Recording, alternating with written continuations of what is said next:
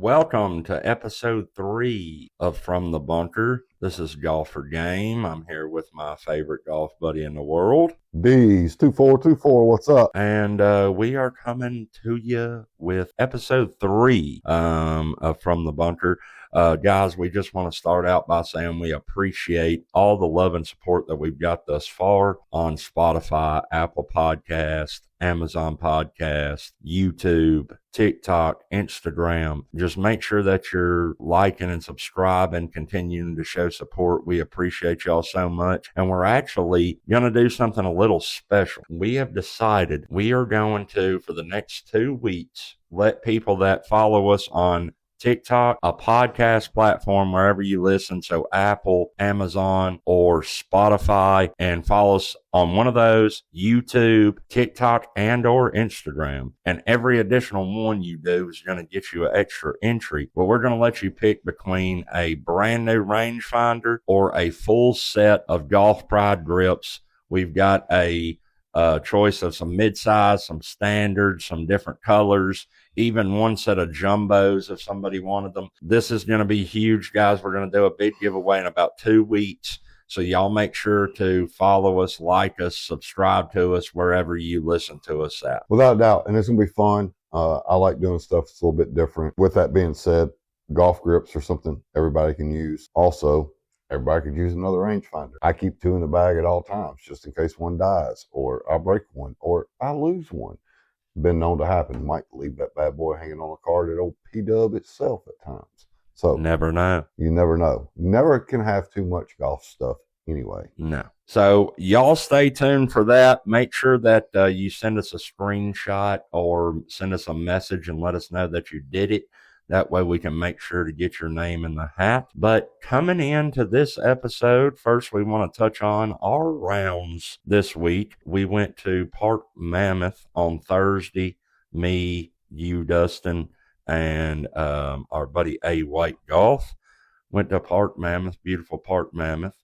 And we also went to Tech Golf to the simulator on Friday, because it was bad weather and our tee time kind of got canceled by the course, if you will, and the weather. So went to Tech Golf. But at Park Mammoth, my boy Dustin was lighting it up. Wedge game stupid, if you will. It was stupid. It was stupid on Thursday, no doubt about that. So he was lighting it up. I wound up shooting a 93, I believe. Dustin shot a 81 with a 37 on the front 9, and A. White shot a 91. It was a hell of a time, some really good golf, and even something that we never seen before happen. All 3 people chipped in and around. I chipped in for par on one. I think Andrew chipped in for par on one, and Mr. Wedge Game himself over here, never missing, chipped in for birdie. Bang, bang. On a hole. So a 37 on the front, and probably left 1 or 2 out there on the front. Yeah. It was overall a great round. Park Mammoth Golf Club is in Park City, I believe, Kentucky. It's about 30 minutes north of us. We play there quite often, or at least I do. Josh tries to get out there with me. Shout out to them. Always tip-top shape. Yeah. Bermuda greens, bent grass, or Bermuda fairways, bent grass greens. The Bermuda is dead. It made it a little bit hard to find balls, just to be honest with you. When I say find balls, I mean balls in the fairway. With it being dead, it made it a little difficult. But definitely one of our favorite places to play. Got there, great practice facility. So I was able to work on the wedges. When last time I swung a club, they weren't great. And it's because I hadn't swung one in about a week and a half before that. So when I get to practice, I get some wedge gang bang bangs on there. Bingo, bango, bongos, as I call them at times. And had a pretty good one, but left some shots out there on the front. Not going to say I didn't. Fairway green regulation to start the round, and 3-putt. So there's one you leave out there is when you 3-putt.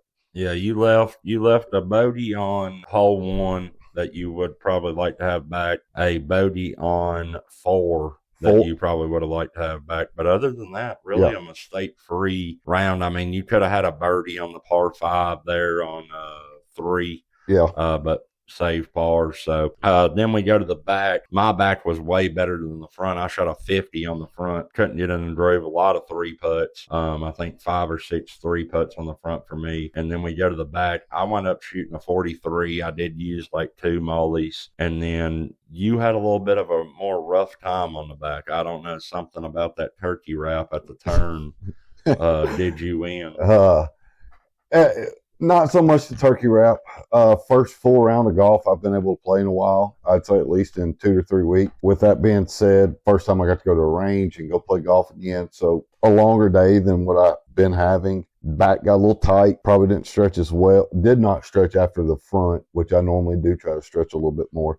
Right. Didn't. Back got a little tight. Had a couple balls that, I had one ball 10 go OB off the tee box. Had a bad kick on, I'm counting in my head, I want to say it was 15. Yes, 15. Hit a great ball, just got a bad kick and forced me to lay extremely close up or put a layup and then still have 160 out. Ball buried in Bermuda. Just bad kick. It is golf. It is what it is. You can't change it. All you can do is control what you can control. All in all, pretty good round. 81 for first time I've played seriously in about 2.5, 3 weeks. I'll take that all day. You putted pretty well on the back. I do know that. I putted pretty well on the front. I think I had 12 putts on the front. That was pretty good. Not gonna say that 12 putts on the front's excellent. Yeah, 12 putts with a 3-putt on one is really good when you do it that way. But yeah, on the back for me, I had 15 putts. I also went 7 for 7 fairways off the back and didn't use any mulligans off the tee. My mulligans were on second shots. So I think you hit one ball 3 times. You hit it. That was on 8. That was on the front. That was on the one you chipped in for Bird. I wound up with a boat. Literally hit the club face twice and then the shaft once. I've never seen it happen in golf. I mean, trick shots. Trick shots, man. Trick shots, that's what you do. There's some things that some people do. Getting into some stuff we'll get into a little bit here. The Duke on the Internet Invitational lights darts up, does a little jig, has an ugly golf swing. But hey, he dances a jig, he talks a lot, he tells stories. That's what he does. That's what he Brad does. Dalkey throws darts. That's what the dude does. Absolutely. Josh hits trick shots. And then we went and seen our man Rick on Friday over at Tech Golf. We're going to talk a little bit more about Tech Golf later on in the episode, but shout out to our boy Rick. Went over there and played a little, got some swings in since the weather was bad, and we'll get to more of that here in a minute. But let's go ahead and start talking about this weekend. We had the Worldwide Technology Championship. Our boy Ben Griffin, our Max Fly brother, Ben Griffin wins his 3rd event of the year, only the 7th person since 1983 to get 3 wins in the same season on tour. Also, he had the lowest score of a 72-hole tournament this year with a minus 29. Birdied every par 3 on the final day, and him, Scotty, and Rory are the only ones to have 3 wins this year. What did you take away from the Worldwide Technology Championship? So, first thing, Ben did do 3 wins in the same year. This is the 3rd time it's been done this year. This year was Rory, Scotty, Ben Griffin. Yep. Pretty cool to see that happen. Kind of tells you where Ben Griffin's game's at a little bit. Other people that have done it, Ben Hogan, Nicholas has done it multiple times. Lee Trevino did it, winning the U.S. Open, the Open, and the Canadian Open. Hogan did it, winning the Masters, U.S. Open, and Open Championship. Tiger's done it in 2000. Of course, we all know what he won in 2000. That would have been the U.S. Open, the Open, the PGA, and then the following year he won the Masters to give him the Tiger Slam. So it's happened.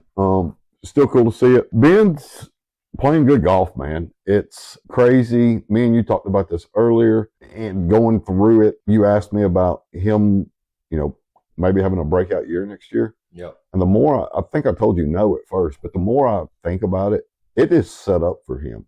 Yeah. The guy putts well. Really well. Putted lights out in this event, and putted decent when everybody was putting bad in the Ryder Cup on his team. And the other thing with Ben is he has the ability to do something that you don't see in the tour side a lot. this guy don't play for the tour anymore. He is on the other tour. He is on LIV. But these are the guys that give Scotty trouble, because Scotty is consistently 3, 4, 500 par guy. Ends the weekend, he's in the top 5 because he plays consistent over the weekend. Ben Griffin is a guy that can go shoot a freaking 76 on Thursday, but he might come in and shoot a freaking 60 on Friday and get him right back in the hunt. Whereas Scotty has one of those rounds, it's hard for Scotty to get back to the top. Right. So be on the lookout. I mean, Griffin's played really well. Seems like it's doing him extremely well with some of the changes he's made. Yeah. He went from in the 150s and driver distance up into the top 60 in a year, which is insane because, it takes guys years to gain distance like that. He's done a lot of work, changed some equipment up, went to a match fly ball, these sort of things. And hits a mixed bag. Hits a mixed bag. And, just been lighting it up. What a year for him. The 3 wins in a season. Ryder Cup. Overall great season for him. And we were just talking about 3 wins in a season when it's been done, and 1, 2, 3, 4, 5, 6 guys that we're talking about right now that have done this. Yeah, he's only the 7th guy since 1983. But some of these guys I named off, we're talking about guys that are in the Golf Hall of Fame or will be in the Golf Hall of Fame. Yeah. So that tells you he's done something pretty cool, up and coming. I like it. We'll see what he can keep doing and keep rolling, man. It's going to be a fun year to watch coming up with him playing. Yeah, but with that being said, outside of him, very big weekend. We've been talking about this stuff. People don't understand how big this fall stuff is. Yep. So these guys are top 50 from the FedEx Cup playoffs are eligible for full field and signature events. Yep. Most of everybody playing right now on the fall schedule go from 51 to all the way to the bottom, which is like 150 or something, right? Well, once you get 51 through 60, qualify for the AT&T Pebble Beach Pro-Am and the Genesis over at the Genie at the Invitational. So you want to be in between 51 and 60 if you can. Some of the guys right now, just to give you some of those names, Max Gracerman is 51st. I do believe he won 2 weeks ago. Moved him all the way up to 51st. That gives him a ton of stuff to play in. Also, you have Garrett Kigo, who's been playing a lot here recently. Chris Kirk is 54th. Aaron Rye is 55th. Two Gloves Rye. Minwoo Lee is 56th. Spieth is 57. Another name of note on there would be Jake Knapp, one of the smoothest swings in the game today at 59. Then you get that 61 to 100. That is what earns you your tour card. So these guys are fighting for a tour card. There's some big names on this list. We're looking at Wyndham Clark, Grillo. We will go with Michael Thorbjornsen, Tony Finau, number 77. What about that? Yeah, he's had a rough go with it lately. Rasmus Hogard. Then you also have Kashmir Keith Mitchell, for y'all that don't know that, Cam Davis, Gary Woodland, which we know with his struggles medically, kind of why he's where he's at 85. Should get to keep his card. Chad Ramey, who has moved up a little bit. Anybody else really on here? Max Homa is 96. Max McGreevy, Michael Brennan, Bo Hosler. That's your bottom 3. A lot of these guys have other exemptions from winning. Yep. With that being said, they get to play those. But this is why it's very, very important. And you start looking below that line. Billy Horschel is below that line, coming off some stuff medically. Matt Kuchar's below that line. Joel Damon's below that line, who is a huge crowd favorite. Yeah. There's some good stuff. Carson Young, Brant Snedeker. So a lot of guys there. Nick Dunlap, is at like 127, 125, earning a conditional PGA Tour status. So he's trying to get into that. With that being said, we talked about Joel Damon. Real quick shout out to him. Don't know if anybody knows, but I believe today is his birthday. And the old caddy, Gino, is not with him anymore. Posted a little picture of him, maybe. It was a little birthday revenge, he called it. And it was a selfie of him in a mirror. And Joel is wearing pink house shoes and a pink robe, holding what looks to be like a Busch Light can. So I thought that was pretty cool to see today. Yeah, that's classic. I was like, that's a good best friend revenge birthday thing right there. I do like that. So pretty cool thing by them. Somebody that you brought up there, Aaron Rye Two gloves Rye. wins in a playoff this weekend, wearing his 2 gloves as usual and using some sort of martini tea type thing. Wins on the DP World Tour and beats out Rory and Tommy Fleetwood using a 7-year-old driver. So shout out to him. And then our boy Shipley, Neil Shipley, he finished in the top 3 over on the Korn Ferry Tour. Switching over to the other tour, LIV going to 72 holes. What do you think about LIV going to 72 holes? Well, we've been talking off air, so Josh kind of understands this a little bit with me. One of my biggest things is what 54, which is what LIV stands for in the Roman numerals, stands for. Everybody thought it stood for 54 holes. It actually stood for 54, as in 18 under, the perfect score in golf. So now that that's out of the way, they don't have to change their name. Their name still stays the same. They're still trying to shoot 18 under and get the perfect freaking score in golf. Don't know why these other guys, I'm not going to call them out because they're larger people in the world on podcasts, but don't know why these fucking idiots can't figure that out or didn't listen to Greg Norman back in the day when they created this shit. Second thing, I think they did it to go get world golf rankings. Yeah. I think you agree with that. I think I agree with that. I think they might have could have been able to do it with 54, but rumors on the street, a lot of rumor mills, stuff I'm hearing. My boy John Rahm was a big push for this. Yeah. Bryson kind of helped push for this, and the aspect of them pushing for this was to help prepare them for majors better. Yeah. That's all it's about. They want to be able, Bryson's done fine. He's won a U.S. Open since then. They want to be able to compete a little bit better in majors. Let's play regular golf. We'll keep our team aspect. We'll still do all that. They're still going to do the shotgun start. I think it brings the game a little bit closer. I like LIV. I'm not saying it's the best in the world, but I think they got very, very, very, very good players over there. What does the world golf rankings give them? We don't know yet. We'll have to figure that out. Yeah, and we don't even know if they get them. But we had mentioned it on last week's episode, talking about LIV a little bit, like what it was going to take for them to get in the world rankings. And I mean, I think they deserve it.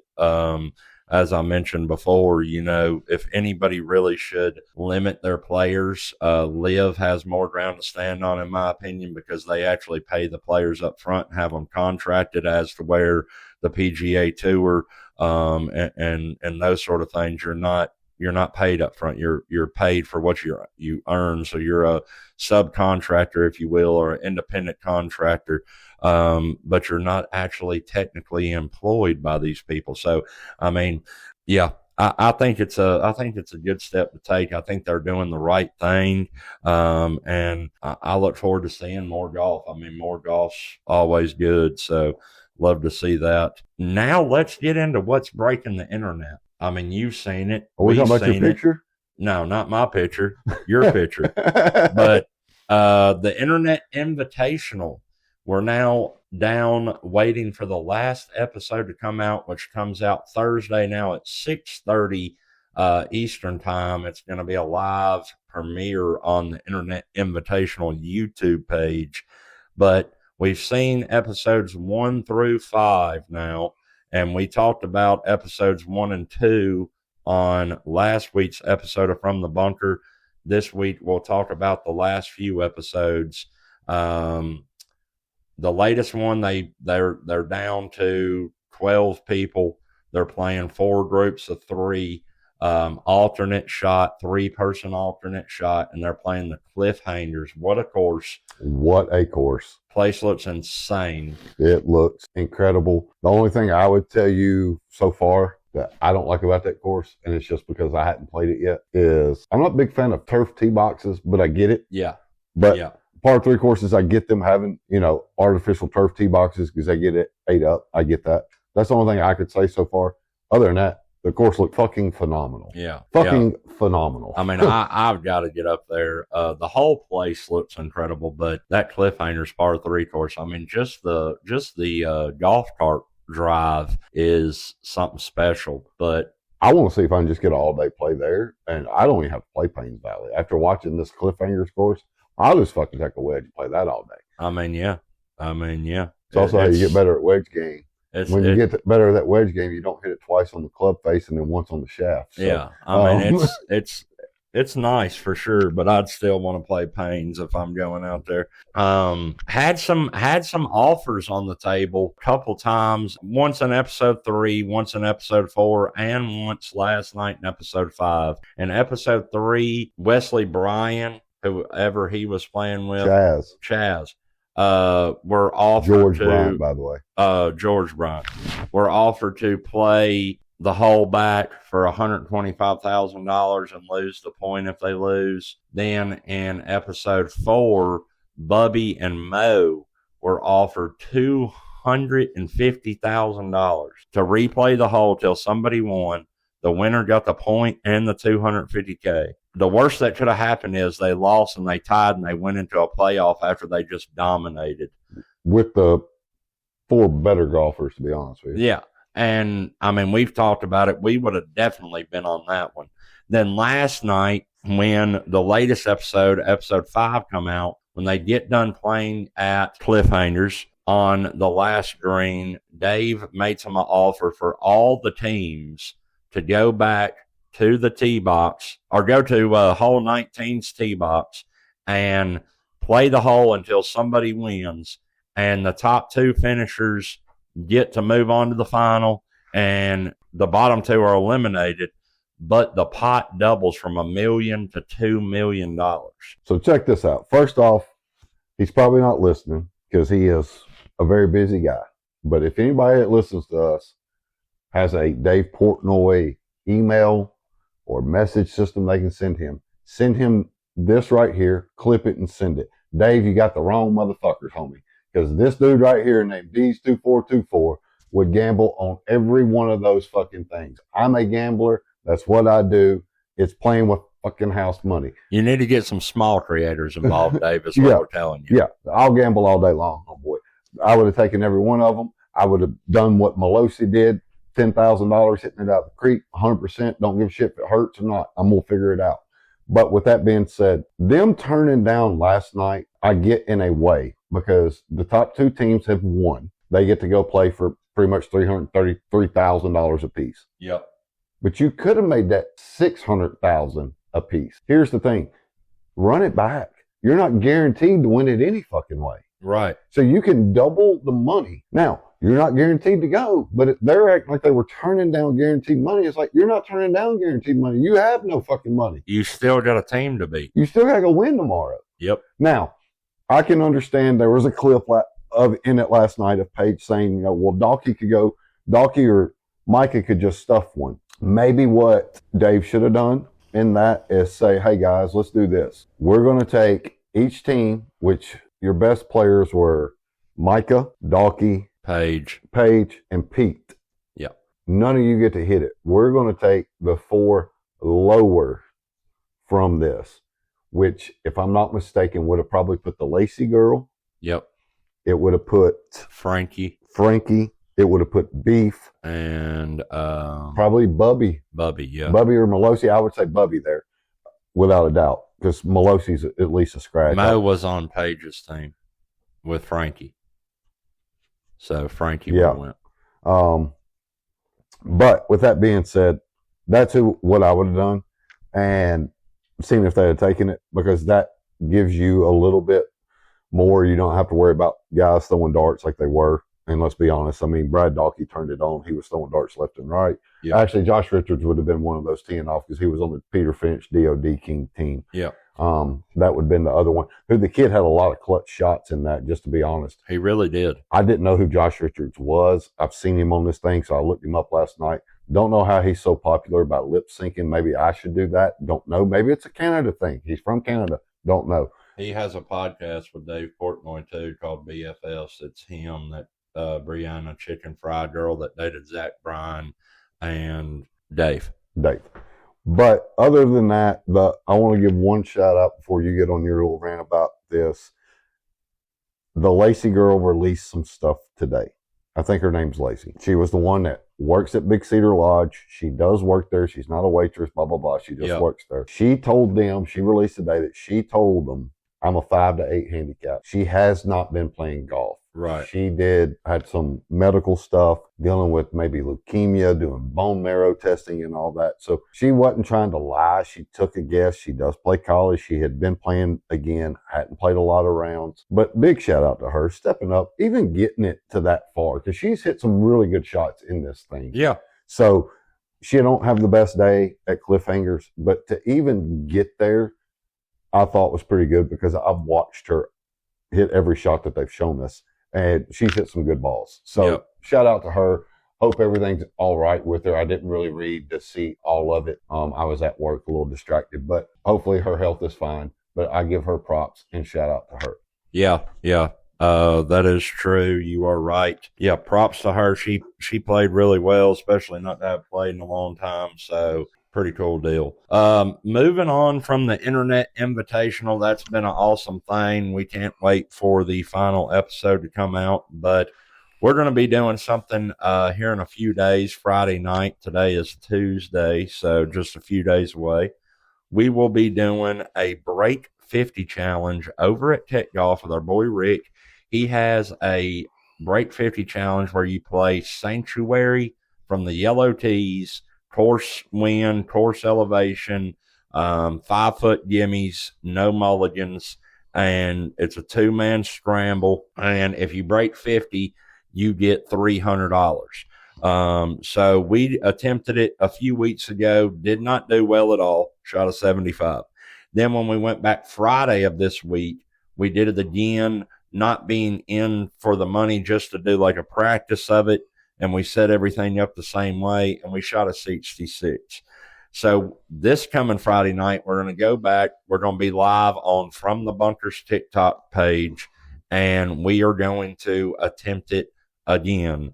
And I think that we can get in the 50s this time. I don't think we can break 50 this time, but I think that we can get it down to a 59. And I think that before we spend $300, we'll win the $300. Right. So we've only done this challenge once. So we've got 9 more tries before we break even at it. I think within 9 more tries, we get it. I will say Josh is saying Friday night. I don't know if we'll be able to do it Friday night. We might do it during the day. Just to give y'all a heads up, it might be during the day. So clear your work schedule. In between, we're on Central Time, so I'll say anywhere between 1 to 3 o'clock. Make sure you're just where you can watch it. You can turn the phone off. You ain't got to talk a lot. You just watch us. But with that being said, can't wait to do it again. We've gotten close. We're learning. It's a little different on the simulator.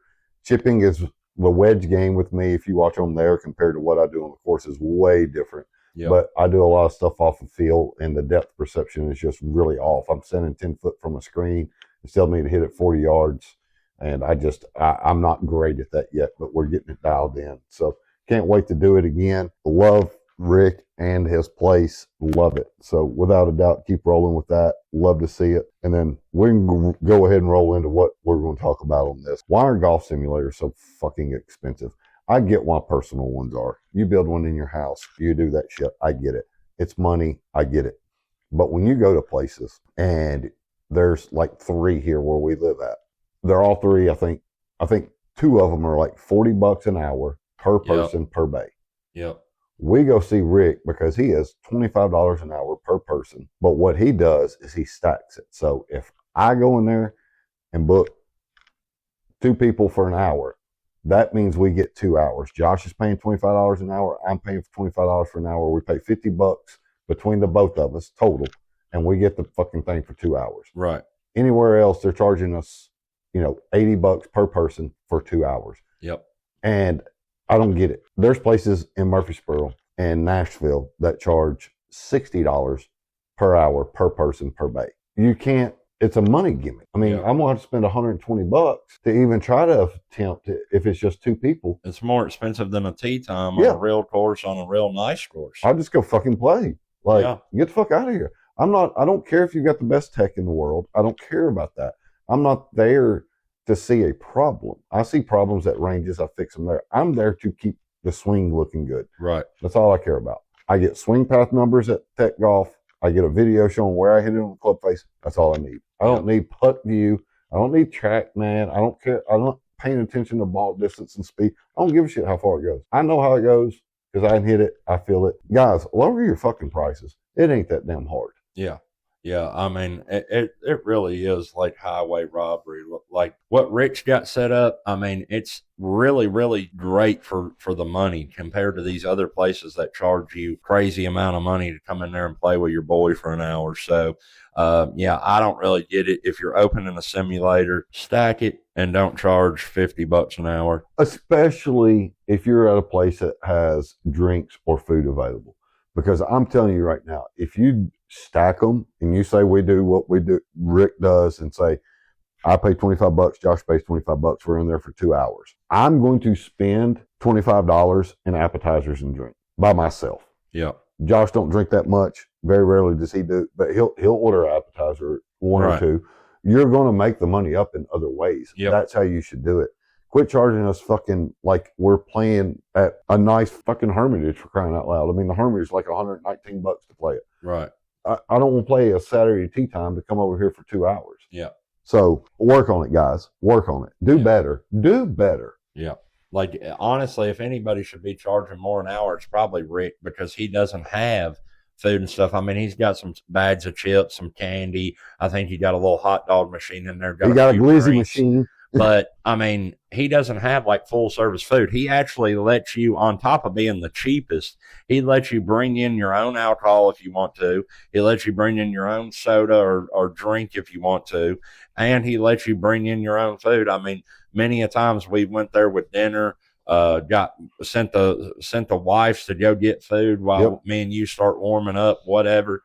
We eat whatever we want in there. He don't charge us nothing for bringing that in. A lot of places aren't going to let you do that. So, yeah, they've got to work on it. But moving on to the latest, biggest thing in golf coming up. November 18th, there's going to be a new tournament. The MLB's putting together a golf tournament. It's going to be on TNT on November the 18th. Mookie Betts is reported to be the on-course commentary guy. All 30 clubs are going to be represented. Going to be some great golfers out there that I've heard of. Looking forward to this. I mean, this is something different. Probably going to be a pretty good event. What do you think about this? I think it's going to be a good event. There's going to be, I believe, every team will be represented by one player. So, and it's not just, from what I've gathered, it's not just active players. Right. It can be retired players. So, in the grand scheme of things, the best one there is probably going to be John Smoltz. Yep. If he plays in it, I would say Smoltzy will be it. I don't know if they'll let him play in it. He's like a +3 handicap. Smoltzy's really, really good, boys. Other than that, I wanted to know. Verlander's a 4 handicap. Yep. Joe Mauer used to be the Twins' first baseman. He's an 11 handicap. So they say. So I can kick Joe Mauer's ass. I can beat him on the golf course. Can't beat him in baseball. I can beat him there. Ian Kinsler, old second baseman for the Tigers, supposedly a 4 handicap. Adam Wainwright's a 3.7 handicap. Some decent players. No, 100%. A lot of your guys that are really good too are pitchers because they get more free time in baseball. Let's just be honest. Greg Maddux is a pretty good golfer. They say Glavy was pretty good.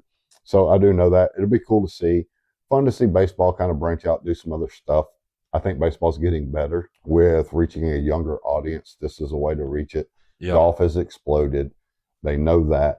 How can we tie in our game with that game and see, some kid might get on there that's, in college, see John Smoltz and start, hey, I want to see what this guy's about and just blow it up. So, and smart on top of that, I mean, smart by them too, because they know that a lot of their guys enjoy playing golf. I mean, a lot of baseball players play golf. So, it's kind of cool. Most American-born players play golf. Let's go there. Well, I see a lot of Japanese people playing golf and stuff. Well, yeah, I get what you're saying, but looking to see if maybe some other leagues follow suit on this, because I know there's a lot of NFL players now, NBA players playing golf. So, will you see an NFL tournament or a NBA tournament or something like that bigger than what we've seen with just the matches that have had Patrick Mahomes and Josh Allen in them?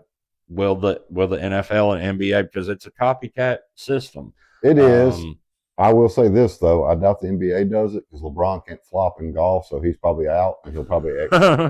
He don't want to get beat by Steph again. I think he might get beat by his son because from what I've heard, his son's better than him at golf. So, well, if you've seen that swing, not too hard. But it would be nice to see the NBA do it and have Charles out there. Yeah. They said Barkley's swing has gotten a whole lot better than the ugly swing it used to be. If you listen to old interviews back in the 90s, I'm an older guy, so I love the 90s sports thing. There was a time that Jordan said, hey, like, Charles' swing was not this bad. It just got this bad somehow. Yeah. He used to be a pretty decent golfer, so evidently he's gotten back to that. Be cool to see. Yep, for sure. Here's the question of the episode. Does a hole-in-one on a par 3 course count? I'll go ahead and give my answer. Abso-freaking-lutely. I get where people are coming from, but I wouldn't count it on a simulator. But on a par 3 course, to me, you're out on a course. You get a hole-in-one. You get a hole-in-one at a place like Cliffhangers, even a place like Little Mammoth up at Park Mammoth. It's definitely a hole-in-one. Now, I'm not talking about pop stroke here, but a real legit par 3 course, you get a hole-in-one on it, I'm counting it. What about you? I'm counting it 100%. If you don't think I'm not counting it, listen to the guys that just did this, the Cliffhangers for the Internet Invitational. I don't remember, what was it, 100 racks? Dave put 100 racks online. And then, I don't know if you noticed, but there was a couple bash trackers in the ponds. Yes. And then they kept saying, you almost won a boat. You almost won a boat. So I'm wondering if that's a normal thing at Cliffhangers. Yes, if you get a hole-in-one there, they give you a bash tracker. Yep. That makes me want to go even more. I'm playing Cliffhangers every day while I'm there, and I'm coming home with a hole-in-one at Cliffhangers and a bash tracker. Going to be hard to pull that behind the Infinity, but yeah, I feel you. I do too. I do feel you on that. With that being said, no, 100%. It counts. I don't think it counts on the sim. I do agree with that because you can just set it on the same hole and repeat swing after swing after swing after swing after swing until you get it. With that being said, that's why I would count it 100% on the par 3. I think they count. Simulator, I agree with you. Shouldn't count on the sim. I wouldn't count one on the sim. Still like to see it go in. Maybe we do it on Friday and get 1 or 2 that help break that 50 and win some coin. But yeah, 100% they count on a par 3 course in my opinion. Absolutely. One thing that I wanted to bring up in this episode, something come out this week, a little chart, a golf club distance chart, and it shows high, mid, and low handicaps for men and women. But we're just going to talk about the men here. There's a lot of my friends, a lot of people I know that are really solid or maybe even bad at golf that think that they should be hitting it a shit ton further than they are. And the reason that I wanted to bring this up is for a driver, for a high handicap, the average distance should be about 200 yards. All right. So why he just said that, he's saying a high handicap.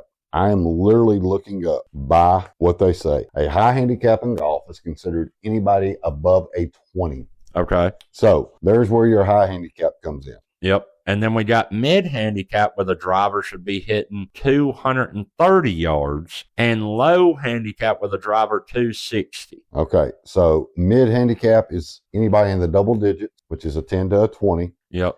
And golf is what is considered a mid handicapper. A low handicap in golf is considered 9 or lower. Yep. So anybody in a single digit all the way down. With that being said, for this reason, if y'all want to know, we would probably put Josh in, what do you think he would be? Oh, I'm high. He's a high, and we'd have to put, if you go by my USGA gen, we'd have to put me as a low because I'm a 9. So going down to the 7-iron, like with a 7-iron, a high handicap should be hitting a 7-iron 120 yards. A mid handicap. How far do you hit yours? Probably when I hit it right, 140, 145. Okay. What's the low on there? The high is 120. The mid's 140. The low is 150. Okay, so that's about right. Yeah. Because now, granted, I'm swinging clubs that are also about 13, 14 years old as far as irons right now. But yeah, that's about right for me.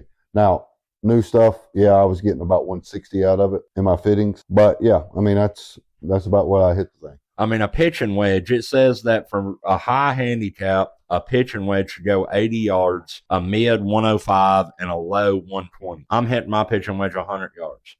Okay. You know, so and I'm hitting my carry distance probably 120. Yeah. It's my 125 to one, depending on the situation, where we're at, what we're doing here. But I can pull it from 130 down. Yeah. It just depends on the situation. But my whole point of this, guys, is I'm tired of people thinking, oh, I suck because I don't hit it far. That's not the case. Some of the better golfers, some of the more money making golfers, guys that make the cut consistently, that sort of thing, they don't necessarily hit it that far. They just play good golf. And there's a lot of other things other than distance when you're trying to go from a high to a mid or a mid to a low that come into play rather than, hitting your driver 280 yards. This right here is saying that you can be in the single digit handicaps hitting your driver 260. So, and that's just about normal. To think about. That's about normal, to be honest with you. People think that you have to hit it this far because you see guys like Rory, you see guys like Bryson, you see, the long drive stuff is blown up way since after COVID. It is blown completely out. Yeah. Those are, Tiger was hitting at 300 back in the 90s and early 2000s, but there's a lot of guys on tour who don't hit that far. And a lot of people don't understand that. Like, Rahm can go get it and hit it out there, but he don't a lot of times. His average carry distance isn't that. Another guy who don't have a big carry distance is Kevin Kisner. Not a very big carry distance whatsoever at all. Yeah. Kiz hits it about 280, or not even carry distance. His rollout's about 285. Yeah. The guy played on tour. Sned's played on tour. Kenny, I hadn't played with Kenny in a long time, but Kenny, he's not a guy that hits the ball a mile. Yeah, he's not going to hit it 305. No, he's not going to do it. Yeah. But you know what he did? He made a lot of money playing golf by hitting it short, straight, and knowing what it was going to do. They understand what it's going to do. That's the biggest thing is, like you said the other day, you can tell me you hit your 7-iron 180 yards, and that's fine and dandy. Yeah. But can you hit 10 out of 10, 180 yards, shape one from left to right, shape one from right to left, shape one straight, hit a punch with it? Can you do all these things? No, you can't. So rather than worrying, I would rather be able to control my ball and hit a 7-iron 125 yards and do what I want it to do 100%. every time than be able to hit my 7-iron 170, 140, even 165 and hit 1 out of 10 of them good. So there's a lot of more things that you can focus on to get better rather than distance, because I promise you too, when you start figuring the things out that you're supposed to do, you get your grip right, you get your stance right, you get your alignment right, your swing right, you're controlling the face right, the club's going to do the work and you're going to wind up getting the distance anyways. And here's another thing for you guys, just to let you know. It is a proven commodity of how life has changed with everybody having cameras on their phone and stuff like that. There are so many interviews with so many guys that play pro that have kids playing now, and they tell them, we learned how to play golf from 150 and in, because that is how you score. And that's the most important part of the game. And that's some of the longest hitters in the world. And the other aspect of this, I want to throw some stats out to you guys real quick, letting you know. Low handicap, 0-9, considered very good. These players are consistently skilled and can shoot in the 70s. Notice it says can shoot in the 70s. Don't mean they're doing it every time. Right. I'm a 9, and I can tell you, I'm still going to shoot at 85. Yeah. Mid handicap, 10 to 18. It also says the average handicap for a male golfer is a 14.2. Yep. That is average. Yep. And then your average handicap for a woman is a 27.5. I'm closer to the woman side of things. But maybe we should change you to your clubs. Maybe we should get you some of them Callaway Solaires. Is that the women's brand? I ain't opposed. Hey, it might work. You never know. It might work, buddy. Might work. Shots fired. I've played them tailor-made Kalias before, the girl balls. Oh, they're pretty good? They are. I actually like them. Shots fired. I might have to be playing in a dress from now on, but hey, I'm cool with it. Shit happens. Hey, I'll play in a dress if I can shoot lower. Now that Josh is talking about the numbers, this is something I was going to say for a little bit. We're going to go ahead and get into it because it come out. I've been kind of opposed to these things. I seen this come up today. I wanted to look at it. It's a Golf Spy number. It is ridiculous, the strokes gained by using a zero torque putter compared to a blade. I play a blade. I've always played a blade. It's what I like. I've always done that. That's why I said I can't hit a lab. Lab has come out with some new Scotty just come out with a zero torque. Yeah, but LIV's come out with some new designs and stuff like that with shafts. It is a astounding 7-stroke different In favor of zero torque putters. Oh, wow. That's astounding. Like, so they're if saying it's that 1 to you, 2 strokes, I'm not even going to think about it. So hold on. They're saying that if a man like you, Mr. Ping Answer, if he switched over to a zero torque, whether it be LIV, Scotty, whatever it is, but if he transferred over to a zero torque, you're instantly, or you should gain somewhere between 6 and 8 strokes. Yeah. Jesus Christ. Let's go to the store. Shut her down. Josh is standing up. He's ready to go. Go spend 5 bills real quick. So, guys, 5, I would consider it. I'm not going to say I wouldn't consider it. 1, 2, 3 strokes, I'm not. We'll say 2 and below, I wouldn't consider it. Right. 3 to 5, I'd think about it. Anything above 5, 100%, I'm going to go get. Well, guess what?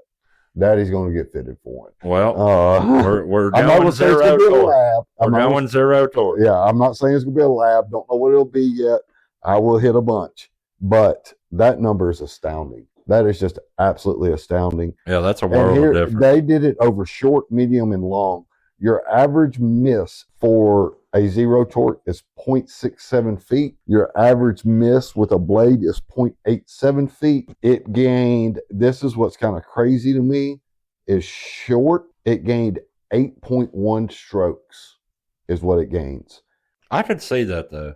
The medium, it gained 5. The long, it gained 8.7. Damn. Medium is only a 3.4 gained on the blade, and a long is a 4.3. I've always said hitting a blade does hurt me if I'm not closer to the hole. Longer putts, they are harder to control. I can see that. But I always try to keep it, within 10 feet, especially if I got a wedge going in, blah, blah, blah, blah. And then I'm pretty good at lag putting. But yeah, guys, this is a number that's just absolutely, it's so crazy. Basically, what we're saying is everybody should switch to zero torque. Yeah, it's designed, it's engineered to keep the face square throughout the stroke. And the dispersion chart that is on here is unreal. So definitely start looking at it. The dispersion chart is so different. It's crazy to me. And y'all can get all that on mygolfspy.com. That's where we found that. That's all I've got. We appreciate y'all tuning in to this week's episode 3 of From the Bunker, where we're going to break 50 and breaking the internet with the Internet Invitational. We appreciate all the support. Don't forget about the giveaway that we mentioned at the beginning of the episode. This is Golf for Game. It's D's 2424. And we're out. Peace.